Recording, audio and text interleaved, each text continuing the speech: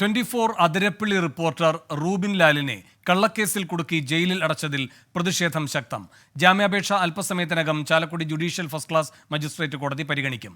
റൂബിനെതിരെ കള്ളപ്പരാതി നൽകിയ beat forest officer ജാക്സണെ സംരക്ഷിച്ച് തൃശൂർ CCF ആടല ശരൺ ബീറ്റ് ഫോറസ്റ്റ് ഓഫീസറെ സംരക്ഷിക്കുന്നു എന്ന വിവരത്തെ തുടർന്നാണ് വനമന്ത്രി AK ശശീന്ദ്രൻ വിജിലൻസ് മേധാവിയെ ഏൽപ്പിച്ചത്. വിവരങ്ങളുമായി സൂരജ് സജി റൂബിൻ ലാലിന്റെ വീട്ടിൽ നിന്നും ചേരുന്നു. ശ്രീകാന്തും വിവരങ്ങൾ നൽകാനുണ്ട്. ആദ്യം സൂരജ് സജിയിലേക്ക്. സൂരജ്, എന്താണ് വീട്ടുകാർ പറയുന്നത്? എന്തൊക്കെയാണ് അറിയാൻ കഴിയുന്ന വിവരങ്ങൾ?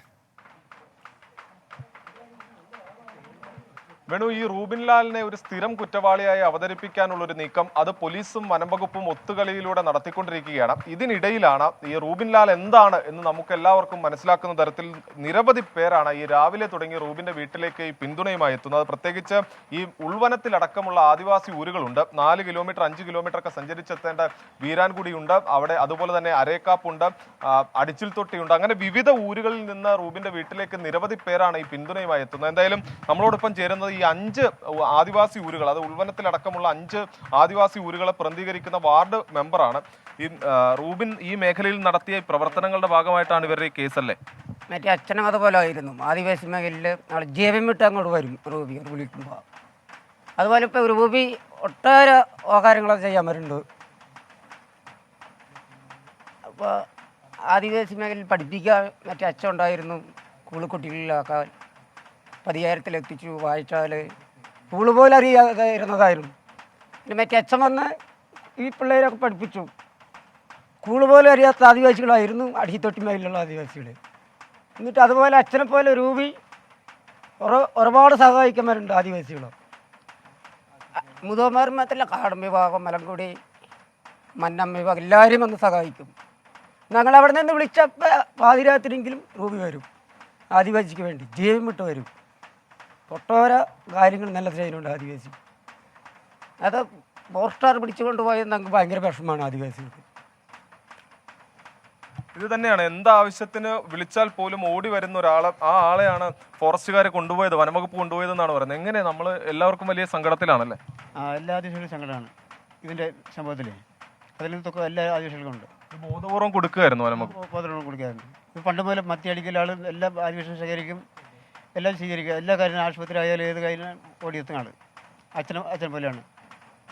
ഇതാണ് റൂബിന്റെ മാതാവ് ഉറങ്ങിക്കിടക്കുന്നതിനിടയിലായിരുന്നു ഈ റൂബിനെ ഇവിടെ നിന്ന് കൊണ്ടുപോയത്. അമ്മയടക്കം വലിയ എന്ന് വെച്ചാൽ എന്ത് സംഭവിച്ചു മകനെന്ന് അറിയാൻ പോലും കഴിയാത്തൊരു നിമിഷമായിരുന്നു അന്ന് രാത്രി എന്നുള്ളതാണ് റൂബിന്റെ അമ്മ പറയുന്നത്, അല്ലേ? അവൻ പത്രസമ്മേളനത്തിന് പോയിട്ട് ഇവിടെ വന്ന് ഫോൺ ചെയ്യുമ്പോഴാണ് അമ്മ പോയി കിടന്നോളാം, ഞാൻ പോയി കിടന്നു.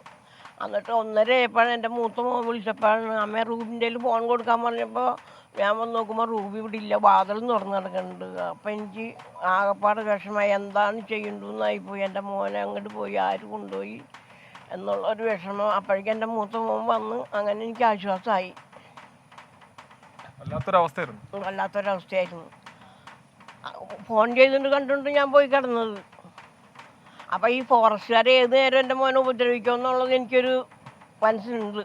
അപ്പം ഇവരെങ്ങാനും പിടിച്ചുകൊണ്ട് പോയോ, ഒരു കാര്യം അറിയാതെ ഒന്നും ചെയ്യാത്ത തന്നെയാണ് ഈ ചെയ്യണതേ. ആരെങ്കിലും ഉപദ്രവിച്ചിട്ടുണ്ടെങ്കിൽ കുഴപ്പമുണ്ടായില്ല. ഇത് തന്നെയാണ് കാരണം, ഈ വീട്ടിൽ പോലും പറയാതെ വീട് വളഞ്ഞുകൊണ്ട് ഒരു അറസ്റ്റ്, അത് ഒരു തരത്തിലും ഈ കുടുംബം പ്രതീക്ഷിച്ചിരുന്നില്ല. അമ്മ മാത്രമാണ് ഈ വീട്ടിലുണ്ടായിരുന്നത്. പക്ഷേ അമ്മയെ പോലും ഈ വിവരം ധരിപ്പിക്കാൻ പോലും തയ്യാറായില്ല. നിയമസഹായം പോലും നൽകാതെയാണ് റൂബിനെ അറസ്റ്റ് ചെയ്ത് കൊണ്ടുപോയത്. എന്തായാലും നമ്മുടെ സ്ഥാപനത്തെ സംബന്ധിച്ച് 24ഉം നിരുപാധിക പിന്തുണയാണ് നൽകുന്നത്. ഇത് നമ്മുടെ എക്സിക്യൂട്ടീവ് എഡിറ്റർ ഉണ്ട്, അതുപോലെ തന്നെ എഡിറ്റർ ഇൻ ചീഫ് ഉണ്ട്. ഇവരെല്ലാവരും തന്നെ 24നെ പ്രതികരിച്ചുകൊണ്ട് രാവിലെ മുതൽ തന്നെ ഇങ്ങോട്ടേക്ക് നമ്മുടെ പ്രതികളടക്കം ഈ വീട്ടിൽ ഉണ്ട്. എങ്ങനെയാണ് നമ്മുടെ ഒരു പിന്തുണയൊക്കെ? ഈ 24നെ സംബന്ധിച്ചിടത്തോളം ഒരു ധർമ്മ സമരമാണ്, ഒരു പോരാട്ടമാണ്. കാരണം റൂബിൻ ലാലിനെ കുറിച്ച് ഇപ്പോൾ ഇവിടെ തന്നെ നമ്മുടെ ആദിവാസി ഊരുകളിൽ നിന്നുള്ള പ്രതിനിധികളൊക്കെ എത്തിയിരിക്കും. ഒരുപാട് പേര് ഇവിടെ വരികയാണ്. അവരെല്ലാം പറയുന്നൊരു കാര്യം, റൂബിൻ ലാല് ആദിവാസികൾക്ക് വേണ്ടി വനം കൊള്ളയ്ക്കെതിരെ അതുപോലെയുള്ള കാര്യങ്ങളിൽ വളരെ ശക്തമായി നിലപാടെടുക്കുന്ന ആളാണ്. അദ്ദേഹത്തിൻ്റെ അച്ഛൻ മണിലാൽ എന്ന് പറയുന്നത് ഇവിടെ മുഴുവൻ അറിയപ്പെടുന്ന ആദിവാസികൾക്ക് വേണ്ടി ഒരുപാട് പോരാട്ടങ്ങൾ നടത്തിയ ഒരാളാണ്. അപ്പോൾ അങ്ങനെ ജനകീയനായിട്ടുള്ള അദ്ദേഹത്തിൻ്റെ മകൻ, വളരെ അറിയപ്പെടുന്ന മാധ്യമപ്രവർത്തകൻ, നമുക്കൊക്കെ അറിയാവുന്നതാണ്, എത്രയോ പ്രശ്നങ്ങൾ ആദിവാസി മേഖലയിലെ പിന്നെ വനം കൊള്ളയുമായി സംബന്ധിച്ചൊക്കെ പുറത്തു കൊണ്ടുവന്ന ആളാണ്. അവരോട് ചില വനം മാഫിയൊക്കെ ബന്ധപ്പെട്ട ഉദ്യോഗസ്ഥന്മാർക്കും ഒക്കെ വലിയതുണ്ട്. ഇത് മാത്രമല്ല ഇവിടെ പലതരത്തിലുള്ള കാര്യങ്ങൾ കേൾക്കുന്നുണ്ട്. ഈ വന്യമൃഗങ്ങളുടെ മാംസമൊക്കെ കൊണ്ടുപോകുന്നതൊക്കെ സംബന്ധിച്ചുള്ള വാർത്തകൾ, അതൊക്കെ ചെറുക്കുന്ന ഒരു നേതാവിനെ അല്ലെങ്കിൽ ഒരു മാധ്യമ പ്രവർത്തകനെ ഒതുക്കിയാൽ ഇതുകൊണ്ടെല്ലാം തീരും എന്നുള്ള തരത്തിലേക്ക് കാര്യങ്ങൾ പോകുന്നു. അതുകൊണ്ട് 24-നെ സംബന്ധിച്ചിടത്തോളം ഇതിൻ്റെ അറ്റം കാണുന്നവരെ ഞങ്ങൾ വളരെ ശക്തമായിട്ട് പോരാടുക. അമ്മയുടെ ശബ്ദം കേട്ടു. ഒരു വീട്ടിൽ നിന്ന് ഒരു മകനെ രാത്രി ആരോടും പറയാതെ അമ്മ ഉറങ്ങിക്കിടക്കുന്നു, വാതിൽ തുറന്നു കിടക്കുകയാണ്, അവിടുന്ന് മകനെ വിളിച്ചിറക്കി അറസ്റ്റ് ചെയ്ത് കൊണ്ടുപോവുക, കൊങ്ങയ്ക്ക് പിടിക്കുക, അടിക്കുക, മർദ്ദിക്കുക എന്ന് പറഞ്ഞു കഴിഞ്ഞാൽ ഇത് കേട്ടുകേൾവിയില്ലാത്തത്. ഇത് വെള്ളരിക്ക പട്ടണമാണത്. ആ തരത്തിൽ ഒരു തരത്തിൽ അംഗീകരിക്കാൻ പറ്റില്ല. ഇത് അവസാനം വരെ 24 ഇതിൻ്റെ പുറകിലുണ്ടാവും. നമ്മൾ വലിയൊരു തരത്തിലുള്ള പോരാട്ടം നടത്തും. ഇത് മാത്രമല്ല, ഇതിൻ്റെ പുറകെയായിട്ട് ഇവിടെ നടക്കുന്ന വനം കൊള്ളയ്ക്കെതിരെ അതുപോലെയുള്ള ഇതിനെതിരെയുള്ള ശക്തമായിട്ടുള്ള ഒരു പോരാട്ടം നമ്മൾ കാഴ്ചവെക്കുമെന്നാണ് ഈ സമയത്ത് പറയാനുള്ളത്. നിയമപോരാട്ടവുമായി മുന്നോട്ട് പോകാനാണ് നമ്മുടെ തീരുമാനം. അത് സൂരജ്, അതായത് നമുക്ക് ഈ നിയമവ്യവസ്ഥയിലും നീതിന്യായ സംവിധാനത്തിലും ഒക്കെ നമുക്ക് വിശ്വാസമുണ്ട്. ഇതിൽ നമ്മൾ ഏറ്റവും അത്ഭുതപ്പെടുന്ന കാര്യം, വനം മന്ത്രി ഒരു അന്വേഷണത്തിന് ഉത്തരവിടുന്നു, അതിനുശേഷം ഒരു വനം ഉദ്യോഗസ്ഥൻ ഒരു കള്ള പരാതി കൊടുക്കുന്നു, ആ പരാതിയിൽ തുടർന്ന് നടപടി ഉണ്ടാകുന്നു, പോലീസ് അന്യായമായി പീഡിപ്പിക്കുന്നു. ഇതെന്താണ് ഈ നാട്ടിൽ സംഭവിക്കുന്നത് എന്നൊരു ചോദ്യം ഉന്നയിക്കുന്നുണ്ട്. ഇതിപ്പോൾ ഒരു മാധ്യമ പ്രവർത്തകൻ അന്യായമായി അറസ്റ്റ് ചെയ്തെന്നുള്ളതാണ്.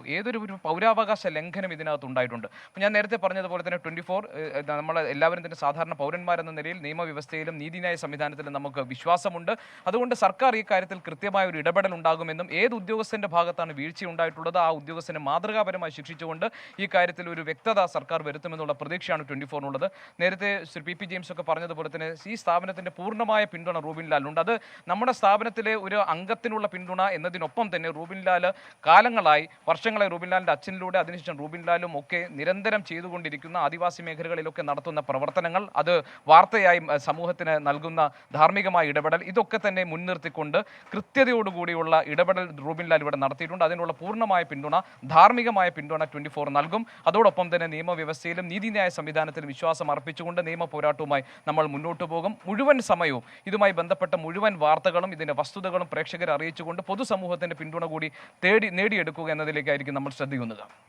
ഇതിൽ തന്നെയാണ് എന്തായാലും വേണം. നൂറുകണക്കിന് ആളുകൾ എന്ന് പറയാവുന്ന തരത്തിലേക്ക് കാര്യങ്ങൾ മാറുന്നു. നിരവധി പേരാണ് രാവിലെ തുടങ്ങി ഇങ്ങോട്ടേക്ക് എത്തുന്നത്. കാരണം അത്രമാത്രം ജനകീയമായ ഒരു വ്യക്തി, അദ്ദേഹത്തെ ജയിലിൽ അടച്ചതുകൊണ്ട് മാത്രം ഇവിടെ നടക്കുന്ന വിഷയങ്ങൾ പുറത്തറിയാതിരിക്കില്ല എന്നുള്ളതാണ് പറയുന്നത്. എന്തായാലും വലിയ പ്രതിഷേധം ഈ മേഖലയിൽ നിന്ന് ഉയരുന്നു. അത് ഈ വന്യജീവി സംഘർഷങ്ങൾ കൂടി തുടരുന്ന മേഖലയായതുകൊണ്ട് തന്നെ അത്തരത്തിൽ ഒരു വലിയ പ്രതിഷേധം ഈ പ്രദേശവാസികൾ ഉയർത്തിക്കൊണ്ടുവരുന്ന തരത്തിലേക്ക് കാര്യങ്ങൾ മാറുകയാണ് വേണം.